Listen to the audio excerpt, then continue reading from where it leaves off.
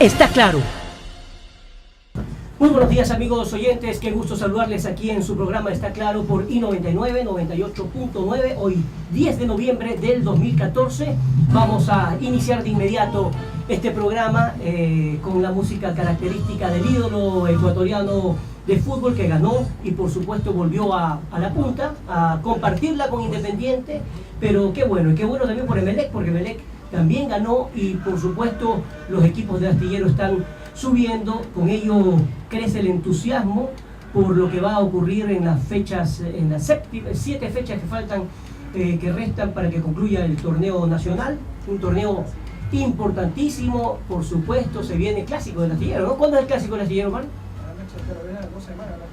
Bueno, vamos a confirmar la fecha exacta. En todo caso, hay muchísima expectativa por lo que pueda ocurrir en torno al Campeonato Nacional de Fútbol. Iniciamos esta semana con importantes temas y también con entrevistados. Vamos a hablar hoy día del ébola, que es un virus que por supuesto preocupa a todo el mundo, pero muchos desconocen que aquí en el Ecuador y sobre todo aquí en Guayaquil se puede y se está estudiando de hecho con muchísima responsabilidad sobre este virus. Vamos a conversar con el doctor Washington Cárdenas, quien es experto en biomedicina y director justamente del laboratorio de biomedicina de la ESPOL, para conversar justamente sobre esto. Me acabo de enterar, por ejemplo, que este virus se lo estudió desde mucho antes, de 2007 inclusive, y justamente lo hemos invitado al doctor Washington Cárdenas para que conversemos al respecto. También está con nosotros, más adelante vamos a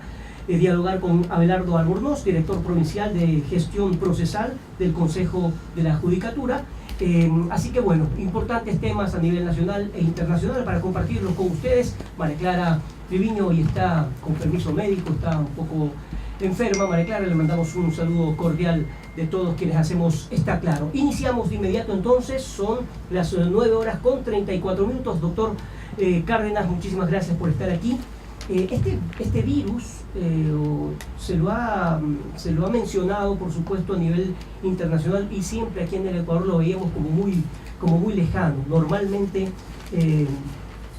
siempre nos enteramos por noticias alarmantes de lo que ocurre en Europa, en África, pero ¿qué es lo que ocurre en nuestro país y desde hace cuánto tiempo usted conoce o investiga este virus? Buen día. Bueno, buenos días, gracias por la visita y por el interés en la temática. Efectivamente, antes que viniera la ESPOL en 2007, yo trabajaba con el virus, en la parte molecular del virus, tratando de entender qué parte genéticas tiene el virus que lo hace tan virulento como sabemos que es y tan letal.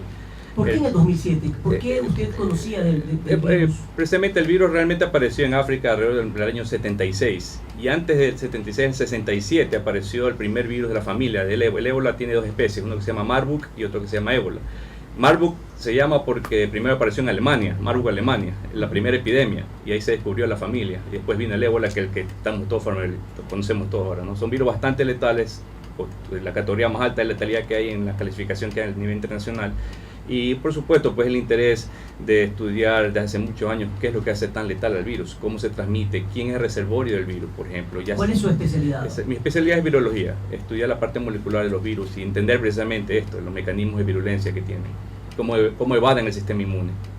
Desde aquella época que ya se investigó el tema, quizá ocurrió lo que ocurre normalmente, es decir, que se lo estudia pero no se le da tanta importancia porque evidentemente no se presentan casos, y ahora, hoy en día, que ha ocurrido en África, la situación es totalmente diferente. Claro, es una epidemia sin precedentes. Ha habido varios brotes en la historia del ébola, desde 76, como le digo, pero nada ha llegado a las cantidades actuales de más de 10.000 infectados. Y por supuesto, la primera vez que pasa las barreras del ébola, por sobre todo barreras del continente, están en Europa, en Estados Unidos, etcétera. Pero eso es lo preocupante, ¿no? Que ahora con la globalización cualquier enfermedad puede cruzar el globo en pocas horas, ¿no? Hasta que se manifieste efectivamente la enfermedad. Ahora bien, efectivamente, de acuerdo a mis notas, se habla de que se describió por primera vez en el año 1976, ¿no? Por David Finkes. Sin embargo, esto que tiene una una incidencia mortal cuando se presenta. ¿Qué posibilidades hay de que esto no ocurra en Sudamérica y en países como el Ecuador? Bueno, como leí anteriormente, las posibilidades básicamente radican en que no viaje, no tenga acceso el virus a viajar a una persona infectada de un lugar a otro. Antes se mantenía en el continente africano porque, bueno, pues los brotes eran pequeños, eran bastante letales, es decir, tenía 80-90% de letalidad, por lo tanto, hasta rápidamente se focalizaba y se ponía se localizaba la pandemia y se controlaba. Ahora en día la tasa de mortalidad no es tan alta desde el punto de vista histórico, porque está alrededor del 50%, creo que ha bajado ya a 30%, entonces eso le permite diseminarse antes que mate a la persona, ¿no? Entonces la peligrosidad igual existe del virus, entonces mientras se adapte más a infectar al humano y quizás la letalidad baje, por lo tanto usted puede transmitir el virus sin saberlo, ¿no? Hasta que presente los síntomas de fiebre, etc.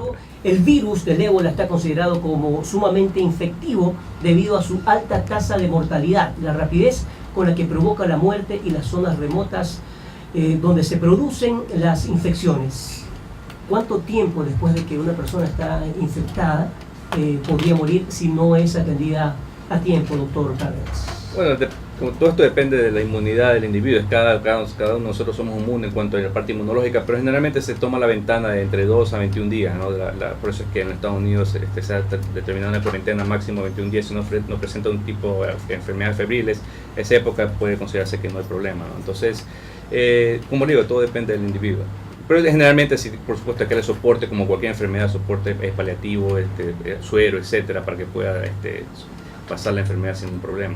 ¿Qué están haciendo en este momento en los Estados Unidos, por ejemplo? Porque yo recuerdo, bueno, todos recordamos el caso de esta enfermera española que afortunadamente se salvó, ¿verdad? Fue atendida a tiempo. ¿Cuáles son las diferencias y qué es lo que está haciendo, por ejemplo, Estados Unidos? Lo que se inició, lo que se puso inicialmente fue lo que se llama inmunidad pasiva, ¿no? Es decir, le pusieron anticuerpos contra ébola, le pusieron a la persona. Entonces ese tipo de inmunidad pasiva es lo que se ha utilizado en estos momentos y que ha salvado la vida de muchos individuos. Entonces ya sea anticuerpos por personas que han sobrevivido, le pasan esos anticuerpos a la persona que está infectada, o anticuerpos que se han producido en el laboratorio, ¿no? Pero ahora se están ya haciendo ahora sí vacunas propiamente dichas, es decir, que usted lo inyecta con un tipo de proteína que lo hace que genere usted mismo los anticuerpos contra el virus. Bien, ¿cuáles son las recomendaciones que usted podría hacer, tanto a la población como a las propias autoridades? Es decir, incentivar, por supuesto, el estudio científico de este tipo de virus, y por otro lado, la población, ¿qué debe hacer para continuar con los cuidados respectivos? Bueno, en caso de, bueno, mi ámbito es la parte más de investigación y como le digo, virología molecular, ¿no? Desarrollo del diagnóstico, etcétera. En cuanto a la parte epidemiológica, eso está manejándolo muy bien el Ministerio de Salud Pública, dando charlas, haciendo ensayos, por ejemplo, y designando áreas. Y yo sé que infectología tiene un área asignada, por ejemplo, para en el caso que venga una persona infectada o sospechosa infectada con ébola. Entonces ellos están manejando muy bien a ese nivel. En mi caso yo simplemente apoyo la parte científica de desarrollo y diagnóstico, como le digo, y etcétera, ¿no? Ese tipo es mi línea de trabajo. ¿Y cuántos científicos existen? En mi laboratorio, bueno, mi laboratorio, que yo sepa, en la costa por lo menos, somos los únicos que trabajamos a nivel molecular con virus, y junto con el INSPI, que le digo que trabajamos en colaboración. En mi laboratorio somos alrededor de 15 personas, los cuales muchos de ellos son estudiantes que son muy buenos y que hacen el trabajo de día a día, de hacer las clonaciones, las secuenciaciones, etc. ¿Son suficientes? Relativamente, ¿no? Si queremos desarrollar vacunas, hacer algo más sofisticado, sí necesitamos un grupo de, qué sé yo, unos 3 o 4 investigadores de planta para que se multiplique las actividades que hay que hacer.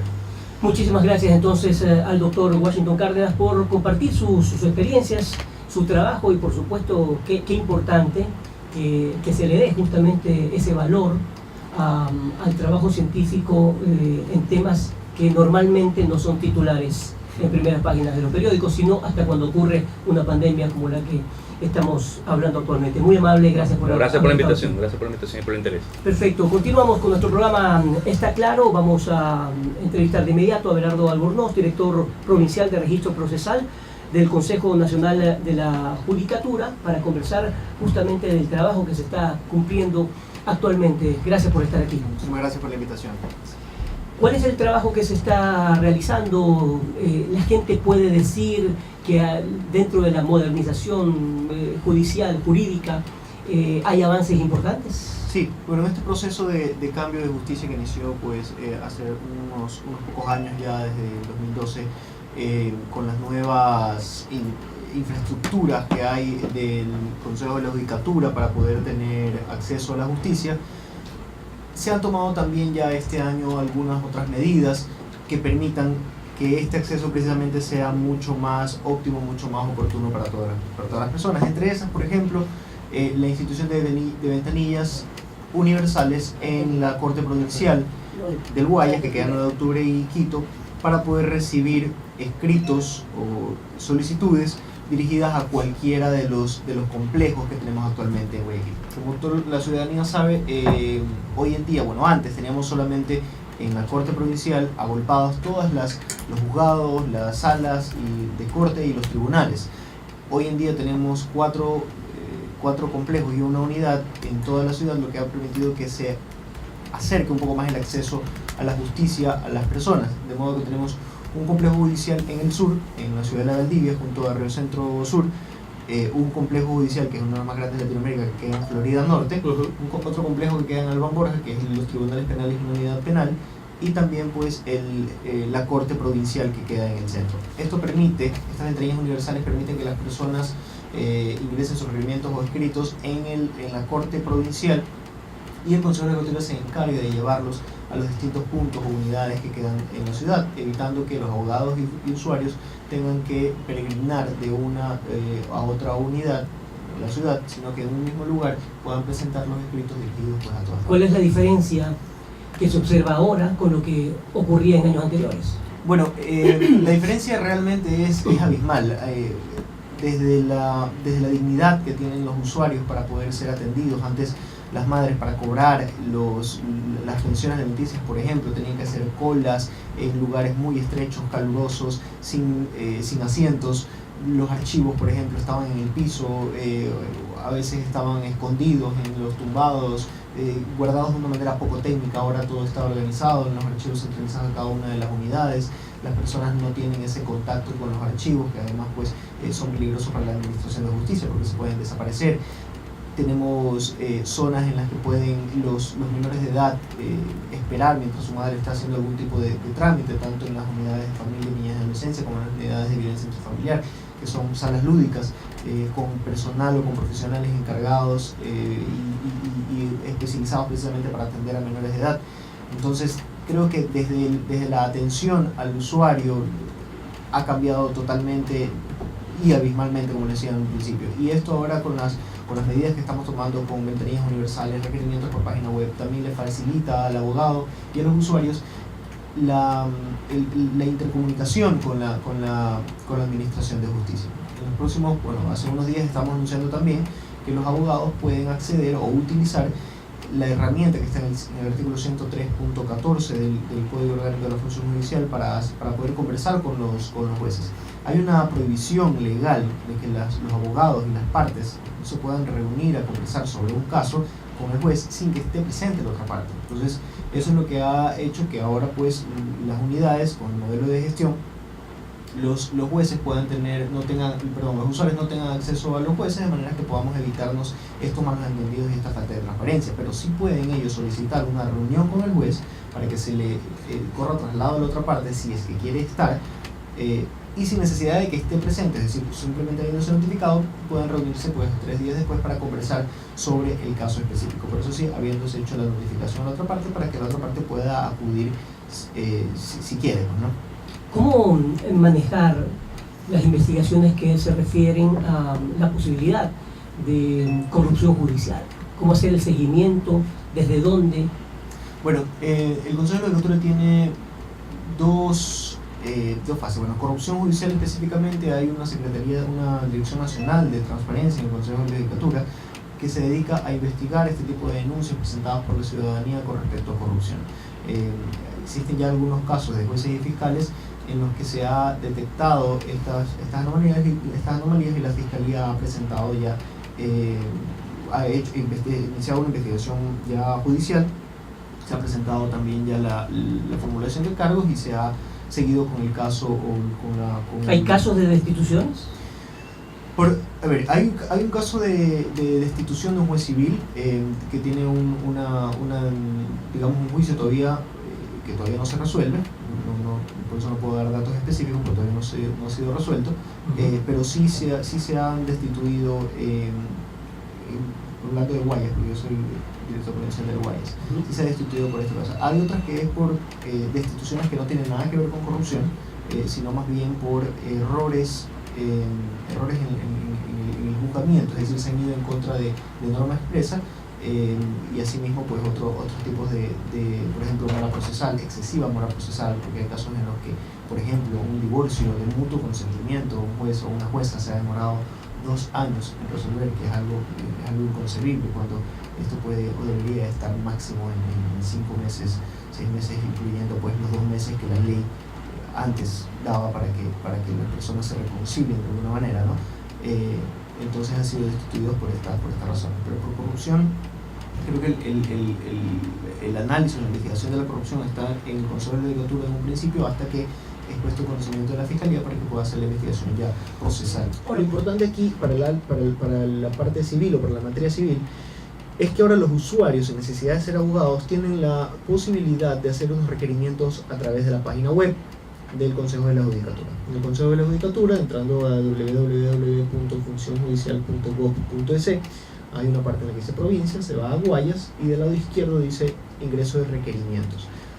Yo hago el ingreso del requerimiento con el número de mi juicio.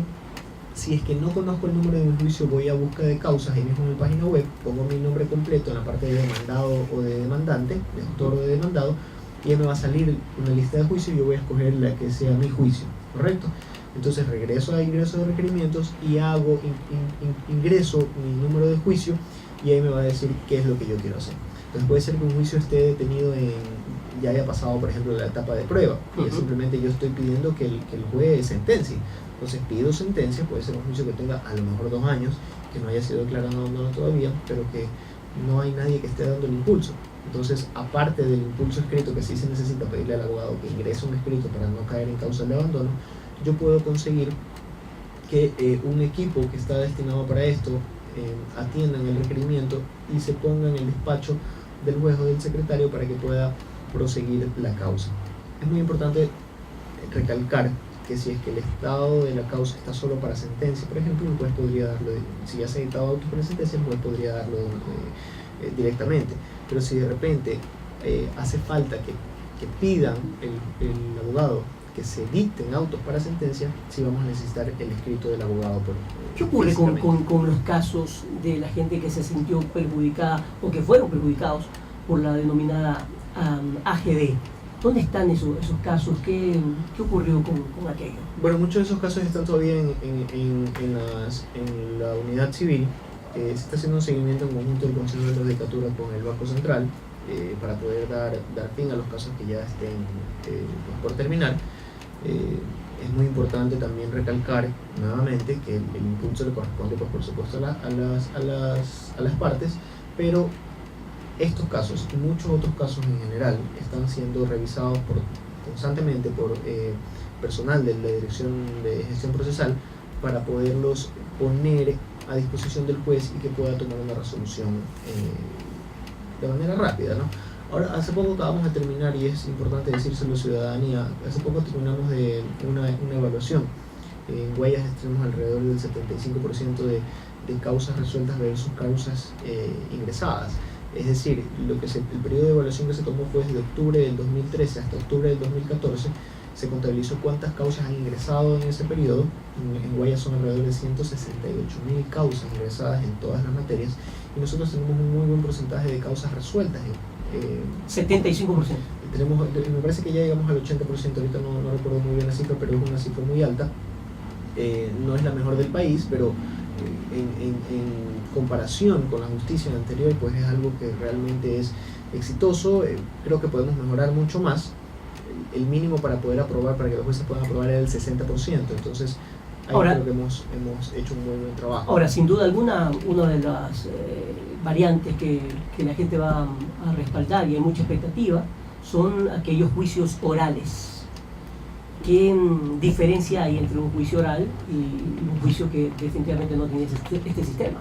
Bueno, ahora precisamente en la Asamblea se está discutiendo, ya va para segundo informe, el Código Orgánico General de Procesos, que va a permitir que todas las materias no penales, porque en las penales ya tenemos el procedimiento oral, se incluya a esta metodología de la oralidad. Esto es un mandato constitucional desde 1998. Desde 1998 dice la Constitución que todos los procedimientos administrativos y judiciales serán orales, pero no se lo había cumplido. El Consejo de la Judicatura, consciente de esta deuda que tiene con la Constitución y con la sociedad, presentó el proyecto de Código Orgánico de General de Procesos. ¿Y qué es lo que nos va a permitir esto? Que en 2 audiencias, en el mejor de los casos a veces pueden ser menos, yo ya pueda tener una resolución de mi caso. Es decir, si yo voy a presentar una demanda, en la primera audiencia va a ser la calificación un poco de la demanda, es decir, cuáles son las pruebas que yo estoy presentando. Y voy a presentar pruebas desde el momento en que presento la demanda. Ya no es que demando por demandar, correcto, sino que demando con las pruebas incluidas. Y la otra persona va a tener también un plazo, unos 60 días, para buscar pruebas. 60 días. Sí, aproximadamente estos plazos están supeditados hasta que ya se salga definitivamente aprobado el código, para poder buscar las respuestas. En la segunda audiencia yo ya voy a poder tener una resolución. Claro, en la primera audiencia también yo voy a resolver ciertos temas que ahorita me pueden tomar meses, como por ejemplo yo digo, este no es el juez de mi causa, correcto, entonces usted no es el juez de mi causa, por lo tanto yo alego ilegitimidad, o ya sea personalidad de la persona que está demandado o falta de competencia. Esto puede tomar 6 meses, 7 meses para que el juez diga, no, yo no soy competente, entonces paso a otro juez, lo que me va a perder tiempo. Ahora en una sola audiencia voy a decir, bueno, dígame por qué yo no lo soy, y yo como juez decido si soy o no soy competente. Y en la segunda audiencia, usted tiene la razón o usted no tiene la razón, y nos evitamos mucho papeleo que actualmente está en. Por supuesto, todo lo que tenga que ver con modernización va a ser bien visto y debe tener el impulso de la sociedad en general. Así que por supuesto estaremos pendientes de lo que ocurra con cada uno de estos temas de modernización de la justicia. Muchas gracias, Abelardo Albornoz, director provincial de Gestión Procesal del Consejo de la Judicatura. Con esto estamos concluyendo nuestro programa de hoy lunes. Está claro. Volvemos mañana, Dios mediante. Gracias. Está claro.